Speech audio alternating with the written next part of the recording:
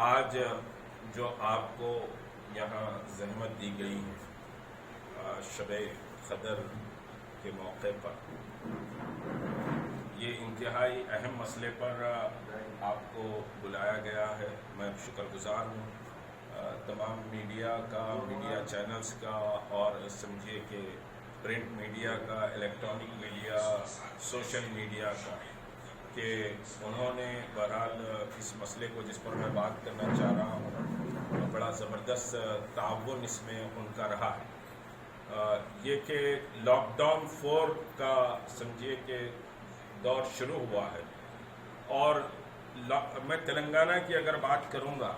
تو lock down 4 سے پہلے ہمارے علماء اور ہمارے ذمہ دار اصحاب نے ایک بیان جاری کر دیا ایک اخبار میں کہ عید کی نماز گھر میں ہو، جبکہ ابھی پورا ایک عشرہ ایک دن باقی تھا۔ تو اس پر مجھے بڑا تردد ہوا کہ ابھی ایک عشرہ باقی ہے،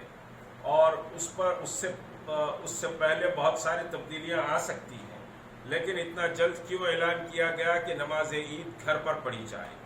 تو بہرحال ہو سکتا ہے کہ یہ کوئی پولیٹیکل پریشر کا نتیجہ تھا، میں اس پر زیادہ بات نہیں کروں گا۔ بعض لوگوں کو بہت برا لگا کہ میں پولیٹیکل پریشر کی بات کرا، کیونکہ جو نیوز آئی ہے، جس اخبار میں آئی ہے، جو اصحاب اس میں سمجھیے کہ سر فہرست نظر آئے ہیں، تو وہ پولیٹیکل پریشر ہی کا سمجھیے کہ نتیجہ رہا ہے۔ اور پھر اب ہم دیکھیں گے کہ جب میں نے یہ بات کہی کہ مساجد کھلنی چاہیے اور نماز عید، میری آواز سننے والے بھائیوں، بہنوں، بزرگوں اور حکومت کے نمائندوں، ایک بیماری ایسی آئی ہے جس کا علاج دریافت نہیں ہو سکا ہے، اور اس بیماری نے پوری دنیا کو پریشان کر دیا ہے، اور بیماری بغیر خدا کے اشارے کے نہیں آ سکتی۔ قرآن میں لکھا ہوا ہے، درخت کا گرنے والا کوئی پتا بھی اللہ کی منشا کے بغیر نہیں گر سکتا۔ تو اتنے لوگوں کی موت ہو جانا، ایسی بیماری کا آ جانا، یہ خدا کی قدرت اور اس کے اشارے کے بغیر نہیں ہو سکتا۔ تو اس کا خاتمہ بھی اس کی قدرت کے بغیر نہیں ہو سکتا۔ اس کا خاتمہ کرنے کے لیے اس کی طرف رجوع کرنے کی دعوت دے رہے ہیں، پورے دنیا کے مسلمان دے رہے ہیں، علماء دے رہے ہیں، اور اللہ کی طرف رجوع کرنے کا بہترین ذریعہ نماز ہے۔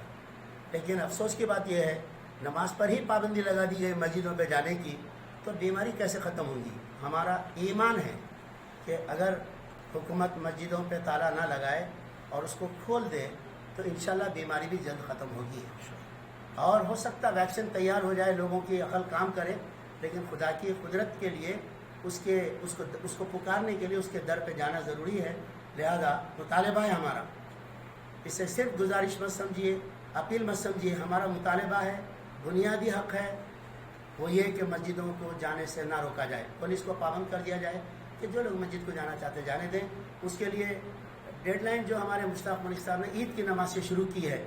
کہ عید کی نماز کے وقت سے مسجدوں کو جانے کے لیے اجازت دے دی جائے، ٹھیک ہے، میں بھی اس کی تائید کرتا ہوں کہ عید کے دن سے مسلمانوں کے لیے مساجد کھول دی جائیں، اور کچھ ڈسٹینس وغیرہ مقرر کرتے ہیں تو وہ اس کے لحاظ سے جیسا کہ بتایا گیا ہے اس کو فالو کریں گے۔ لیکن یہ کہ ہمارا بہت بڑا نقصان ہوا ہے کہ 3 جمعے اگر کوئی مسلسل آدمی جمعہ چھوڑ دے تو ایمان اس کے دل سے نکل جاتا ہے، اور ہمارے 6 جمعے چلے گئے، تو ظاہر ہے اتنے جمعے کی نمازیں چلی گئیں تو خدا سے ہمارا تعلق کمزور ہو گیا۔ ارے ہم بھوکے رہے، لوگوں کی دکانوں میں نقصان ہو گیا، کارخانے نہیں چلے، ہمارے پاس بھی ہمارے کارخانے بھی بند رہے، یہ ٹھیک ہے، یہ نقصان تو پھر بھی برداشت کیا جا سکتا ہے، معاشی نقصان، لیکن جو دینی نقصان ہے اس کی پابجائی کیسے ہوں گی؟ اس لیے دینی نقصان کی پابجائی کے لیے ہمارا مطالبہ ہے مسجدوں پر سے پابندی اٹھا لی جائے اور جانے کے لیے راستہ کھول دیا جائے۔ السلام علیکم۔ اگر حکومت انکار کرتی ہے یا آپ کی اپیل کو مسترد کرتی ہے تو ایسی صورت میں آپ لوگ نماز پڑھنے کا اقدام کریں گے کیا؟ ابھی یہ بات بتائی گئی ہے کہ اگر حکومت اس اپیل کو نہیں مانتی ہے تو پھر ہم اس کو طے کرنے کے لیے بیٹھیں گے ہم، اور فوراً کنفرنٹریشن نہیں چاہتے ہم، اس لیے کہ پہلے مسلمانوں کو اس کورونا وائرس کے نام پر بدنام کیا گیا تبلیغی جماعت کا نام لے کر، لیکن حقیقتیں اب سامنے آتی جا رہی ہیں کہ ان میں کتنے بیمار تھے، تو ہم نہیں چاہتے کہ پھر مزید مسلمان کسی اور اس میں الجھائے جائیں، اس لیے بیٹھ کر رائے مشورے کے ساتھ ہی کوئی چیز طے ہوگی، اس پر عمل۔ کوئی کنفرنٹریشن ابھی نہیں۔